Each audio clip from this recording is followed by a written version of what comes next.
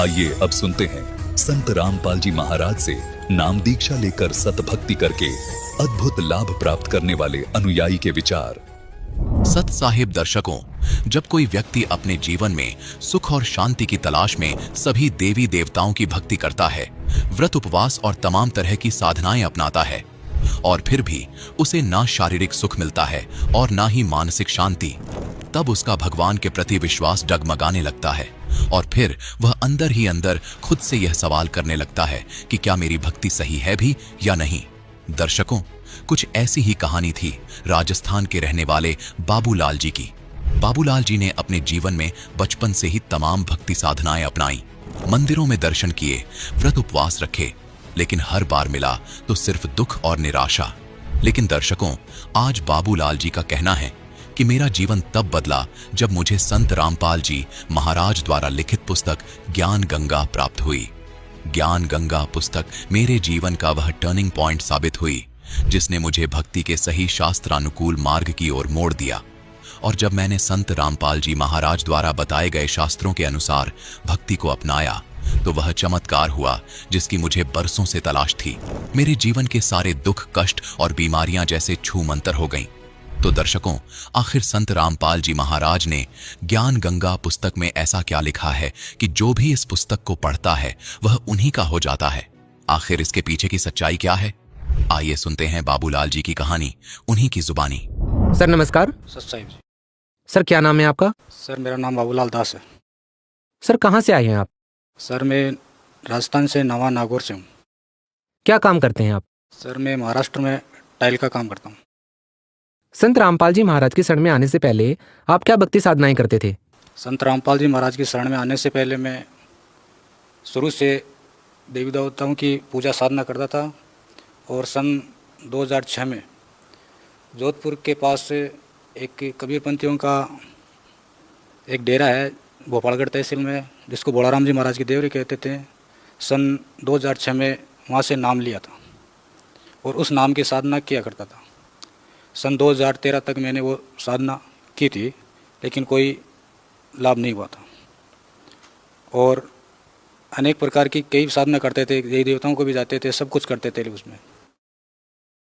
Sir उन साधनाओं के करने से आपको क्या क्या लाभ हुआ?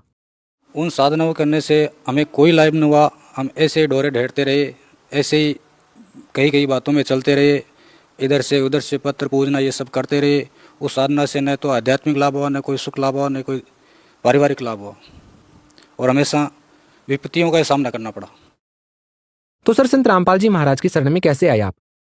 हम परमपिता रामपाल जी महाराज की शरण में, हम एक भगत जी ने हमको ज्ञान गंगा पुस्तक दी, हम उसको पढ़े।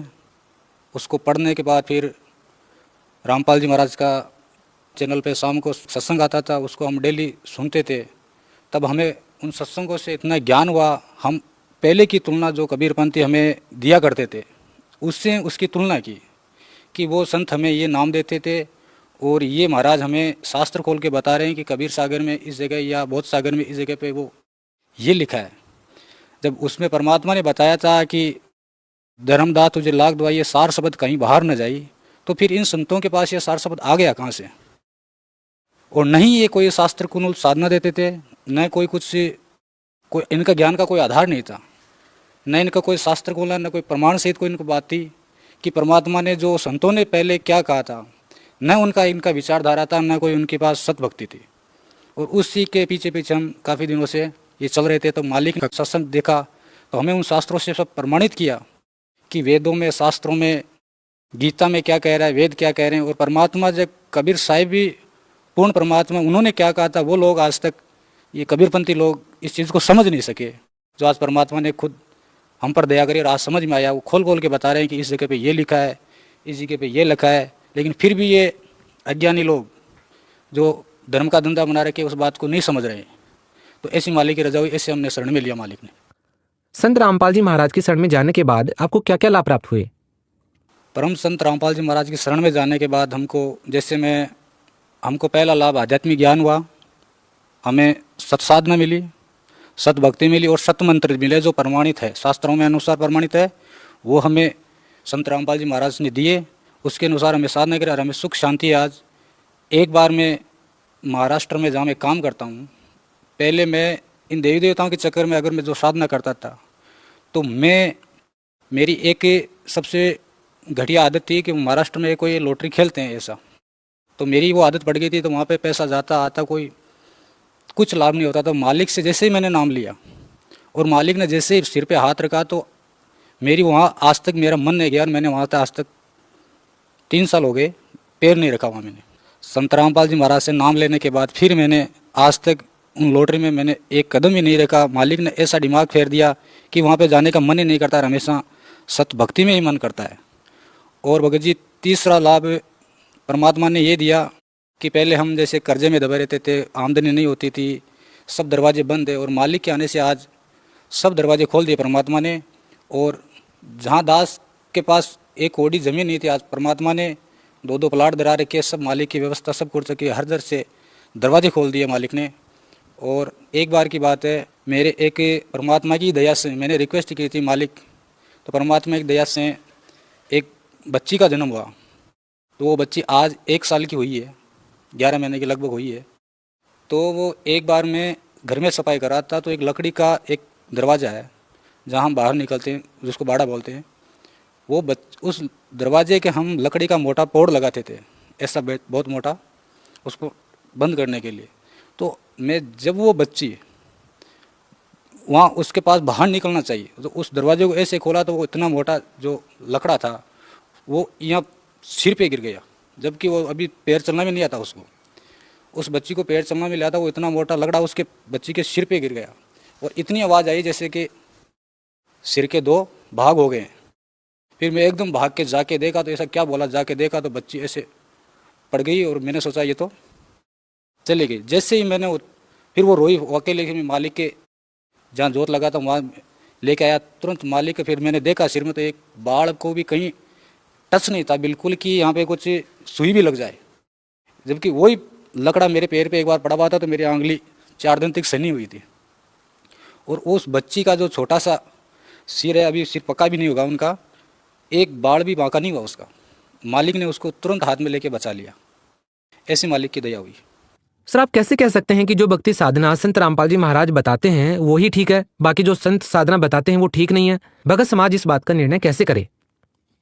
जी सर, ये तो शास्त्रीय प्रमाण है इनका शास्त्रीय प्रमाण है कि जितने भी ये धर्मगुरु है अपने, उनके पास न वो लोकवेद है उनके पास, क्योंकि शास्त्रों में गीता में जितने भी धर्म शास्त्र है उनमें लिखा क्या है और वो बताते क्या हैं।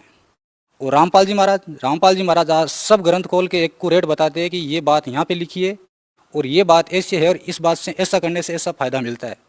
यही फ़र्क है कि परमात्मा सतगुरु रामपाल जी महाराज ही है और उन्होंने ये बता दिया है कि आज तक हम सब कुछ पढ़ लिए थे, हमें ये भी ज्ञान नहीं था कि परमात्मा कौन है। आज तक ऐसा कोई धर्मगुरु, ऐसा कोई वेद ज्ञानदाता कोई भी नहीं हुआ, ये नहीं बता सका कि परमात्मा कौन है। आज वही मालिक ने परमात्मा रामपाल जी महाराज ने बता दिया कि परमात्मा कौन है, वो परमात्मा कैसी लीला करता है, कहाँ रहता है, कैसे आता है, आज उन्होंने खोल खोल के सब ग्रंथों से प्रमाणित कर दिया है। फिर भी ये धर्मगुरु ऐसी बातों को नहीं मानते हैं, ऐसी इनकी सोच है। आप भगत समाज को क्या संदेश देना चाहते हैं? मैं भगत समाज को ये संदेश देना चाहता हूँ कि ये मनुष्य जन्म मिला है, हम न जाने कितनी बार जन्म गए, कितनी बार मर गए। आज हमें परमात्मा के विधान के अनुसार आज हमें इतनी बुद्धि दी, आज हमें ऐसा परमात्मा की दया हुई है, ऐसे सत्संग मिले, परमात्मा ऐसे संत मिले, आज हमें सब खोल के बता रहे हैं कि आप देखो, शास्त्र मेरी नहीं मानो, शास्त्रों में देख लो, उनके अनुसार साधना करो, पहचानो परमात्मा को कौन है, कौन नहीं है, कहाँ है, कैसा है, उनके अनुसार भक्ति करो और नाम दीक्षा लेकर उनका क्या नाम है, कैसे मिलता है, सब परमात्मा शास्त्रों में लिखा हुआ है। आज मालिक खोल खोल के बता रहे हैं, उनके शरण में आओ और उनको ज्ञान को ग्रहण करो और नाम दीक्षा लेके इस आवागमन से मुक्त हो। सर, जो लोग संत रामपाल जी महाराज से नाम दीक्षा लेना चाहते हैं, उनसे उपदेश लेना चाहते हैं, वो उनसे नाम दीक्षा कैसे ले सकते हैं? मैं भगत समाज से ये कहना चाहता हूँ कि अगर जो कोई संत रामपाल जी महाराज से नाम दीक्षा लेना चाहता है, ज्ञान समझना चाहता है, तो टीवी पे डेली सत्संग आता है, वो सुने। और जैसे उनका एक पुस्तक सेवा है ज्ञान गंगा, वो आज हर जगह बढ़ रही है, उनको गहराई से पढ़े और उनका अन्य शास्त्रों से, संतों की बातों से, विचारों से मिलान करें और ये बात को सतोले कि वास्तव में ये सही है, ये गलत है। तो ऐसा करके सोच समझने के बाद वहाँ पे जहाँ सत्संग आती है टीवी पे, वहाँ पे उसमें एड्रेस नंबर दिए हुए हैं, तो आप उन नंबरों पे संपर्क करके वहाँ के आसपास के स्थल की जानकारी लेके नाम लेके कल्याण करवाएं। सर धन्यवाद। सत साहिब।